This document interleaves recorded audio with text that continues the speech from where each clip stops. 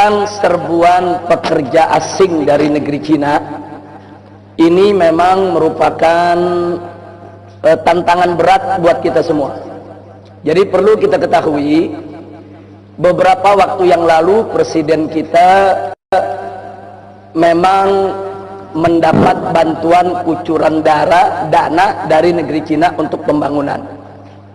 Tapi tolong dicatat oleh semua ikhwan yang ada di sini, dana bantuan untuk pembangunan dari Cina yang jumlahnya ratusan triliun itu tidak cuma-cuma.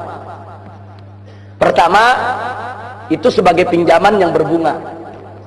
Yang kedua, ini yang perlu kita tahu, bahwa ada kompensasi pembangunan itu harus dilakukan oleh perusahaan Cina. Dengan duitnya masuk ke sana lagi. Dan nggak sampai di situ. Yang ketiga, perusahaan Cina yang membangun itu akan menggunakan material, konstruksi dan lain sebagainya juga dari Cina. Yang keempat, untuk melaksanakan proyek-proyek tersebut, tenaga kerjanya pun ada persentase tertentu harus dari Cina. Nah, makanya ada beberapa proyek, katakan 900 tenaga kerja, yang 300 dari Cina. Kalau 9.000 tenaga kerja, yang 3.000 dari Cina, 30% lebih. Nah, jadi artinya di sini kita lihat, yang ngasih utang Cina, negara Cina nih, pakai bunga, kita bayar utangnya pakai bunga nanti. Terus kita punya proyek, mesti perusahaan dia juga yang kerjain. Dan beri materialnya, mesti beli sama dia juga. Nah, kemudian tenaga kerjanya, mesti tenaga kerja dari dia juga. Jadi ini betul-betul satu penjajahan ekonomi. Jadi ini yang menolak sudah banyak, bukan hanya dari kalangan Islam, tapi hampir seluruh elemen bangsa Indonesia apapun agamanya yang cinta yaitu kepada negara ini, yang punya semangat nasionalisme dan kebangsaan yang tinggi, mereka semua menolak. Dan ini nggak boleh dibiarkan. Nah, ini yang perlu. Dan lagi pula persoalan tenaga kerja yang didatangkan tersebut, saudara, itu kan mestinya harus melalui bukan hanya sekedar perekrutan perusahaan mereka, tapi juga harus melalui penelitian pihak kita. Kita mesti tahu ini yang diturunkan ini intelijen bukan, yang diturunkan ini tentara bukan, yang diturunkan ini sebetulnya siapa. Nah, jadi ini sudah bukan lagi menjadi konon katanya, tapi real. Tenaga kerja Cina itu sedang menyerbu Indonesia. Itu pertama yang saya mau bicara. Yang kedua, ada hal yang sangat tragis, bukan lagi ironis tapi tragis. Manakala saudara di kita punya negeri ini, sarjana yang baru lulus sekolah mau cari kerja setengah mati, itu antri untuk mendaftar ujian PNS aja 3 hari 3 malam mereka mesti antri setengah mati. Saudara, satu cari kerja setengah mati, ditambah lagi yang kedua, yang udah dapat kerja banyak di PHK. Ini bangsa kita sendiri.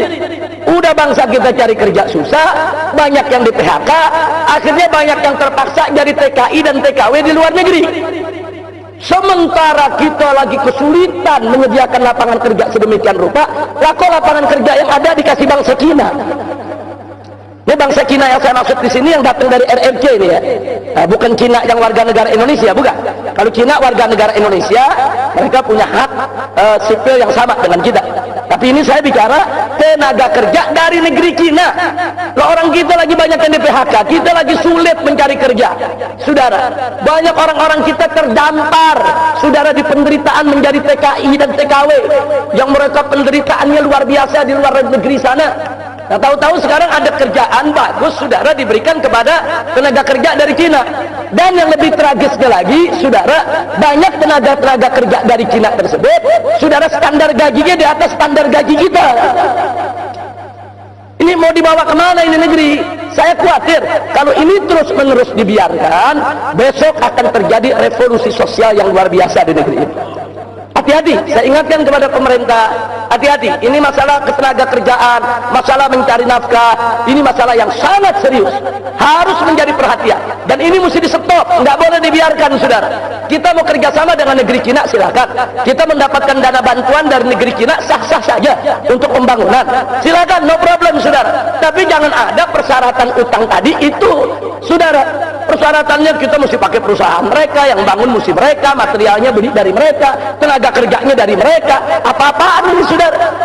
Ini penjajahan ekonomi, ini penjajahan ekonomi. Dan ingat, 350 tahun kita dijajah oleh Belanda, itu yang 200 tahun yang menjajah kita perusahaan, bukan pemerintah Belanda, saudara. VOC, VOC itu perusahaan, perusahaan perkebunan, perusahaan pertanian, saudara, yang punya uang banyak, yang menyewa, yaitu jawara-jawara untuk kenteng-kenteng mereka, bahkan membentuk pasukan bersenjata. Itu yang jajah Indonesia.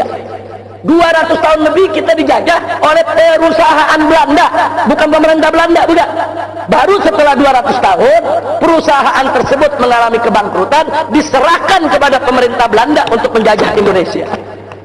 Nah, jadi artinya hati-hati, jangan sampai besok Indonesia ini dijajah oleh perusahaan Cina, saudara.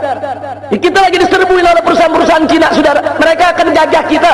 Dan jangan lupa, pengusaha-pengusaha tersebut, saudara, dengan akses yang mereka miliki, dengan finansial yang mereka punya, mereka mampu untuk membentuk security-security yang dipersenjatai, security-security yang dilatih.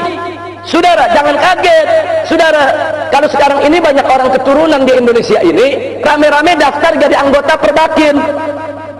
Kalau mereka daftar jadi anggota Perbakin, artinya apa? Mereka boleh bawa senjata, mereka boleh punya senjata, mereka boleh menggunakan senjata, walaupun alasannya untuk olahraga atau untuk berburu, saudara.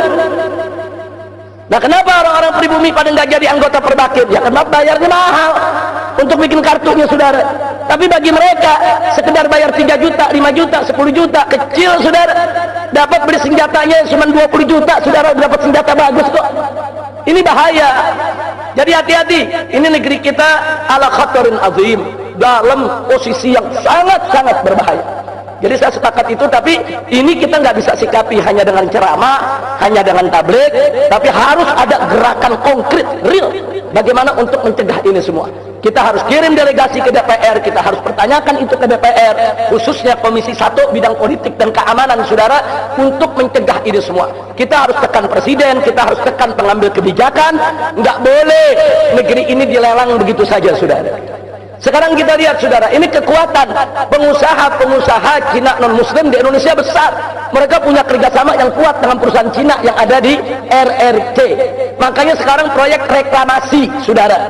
Begitu seorang menteri yang punya nasionalisme, punya semangat kebangsaan, cerdas, rajin, bagus, berani, seperti Pak Rizal Ramli, saudara, dia protes itu reklamasi pantai Jakarta. Dia tolak itu reklamasi daripada pulau di sana. Akhirnya ribut dengan Ahok, saudara. Apa yang terjadi? Bukan Ahok yang digusur, Rizal Ramli yang diberhentikan. Ada apa? Sebab ini proyek reklamasi pantai, saudara. Ini reklamasinya sudah berjalan, duit triliunan dari investor Cina sudah masuk, saudara. Mereka sudah buat gambar apartemen-apartemen di 17 pulau, dan mereka sudah buat iklan, yaitu animasi, dan itu iklan disiarkan di televisi di Beijing, sehingga pengusaha-pengusaha Cina beli itu apartemen. Apartemennya belum dibangun, nguruknya belum selesai, saudara, unitnya udah habis laku. Nah, sekarang ini berapa ratus triliun. Makanya kalau reklamasi itu di stop, sebagaimana Ahok mengatakan, kalau di stop kita akan dituntut oleh luar negeri. Memang betul, memang betul. Tapi disinilah dituntut keberanian Jokowi. Stop itu proyek reklamasi, saudara. Ini 9 perusahaan naga, company naga di Indonesia, saudara, bangkrut. Bangkrut. Mereka harus kembalikan berapa triliun itu kepada investor-investor liar tadi, saudara. Jadi ini negeri mau dijual, saudara. Kenapa nggak diiklankan di Jakarta biar orang-orang kaya pribumi yang beli, saudara? Enggak, diiklankannya di Beijing, di pinggir laut. Kalau sudah namanya di pinggir laut, besok mereka menguasai laut, mereka bisa memasok apa saja yang mereka mau, saudara. Dan catat baik-baik, seperti tadi saya katakan, mereka memberikan dana, perusahaannya harus perusahaan dari Cina. Materialnya material dari Cina, tenaganya tenaga dari Cina. Nah sekarang mereka kirim nih material dari Cina, termasuk pipa-pipa besar untuk ditangkap di pantai reklamasi pengurukan tanah. Begitu dibawa itu pipa-pipa besar sampai di Tanjung Priok, isinya narkoba. Fakta saudara, ini bukan konon katanya, berapa ton narkoba yang dimasukkan ke Indonesia saudara. Ada apa dengan negeri kita ini dihadap ini? Udah mereka ngambil apa namanya, mereka berikan kita pinjaman, kita harus bayar dengan bunga, ditambah kita mesti pakai perusahaan mereka, kita mesti pakai material mereka, kita mesti pakai tenaga kerja mereka. Mereka manfaatkan menguasai laut untuk masukkan narkoba.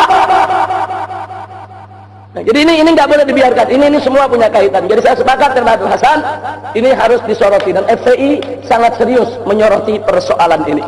Nah, adapun soal KTP dan lain sebagainya, saya tidak ingin memberikan ulasan yang panjang, tapi keresahan Habib Hasan sebetulnya keresahan kita semua. Nah, artinya KTP itu memang seyogianya tidak seumur hidup, tapi ada fase-fase tertentu, 5 atau 10 tahun, kan ada perubahan status seseorang, perubahan dia udah kawin atau belum, perubahan apakah dia pekerja atau anak sekolah. Nah ini kalau nggak dimuat, kalau dimuat di KTP seumur hidup, sampai nenek-nenek masih pelajar gitu. KTP kita bikin umur 17 tahun, statusnya apa? Pelajar SD, kan begitu. Pelajar SMA atau SMA, saudara. Nah begitu umur kita 50 tahun nggak diganti-ganti, masih pelajar, belum kawin terus. Bagi yang laki jadi modal kawin lagi tuh. Nah, jadi saya pikir betul yang dikatakan Habib Hasan tadi, memang tidak realistis. Mesti ada fase tertentu untuk diperbarui. Tapi saya sepakat kalau biayanya dibebaskan. Nah, boleh apa namanya, dibuat ulang 10 tahun sekali tapi tanpa biaya. Nah, ini yang perlu saya sampaikan. Terima kasih Habib Hasan. Jazakumullahu khairan jazak atas apa yang disampaikan oleh beliau baru.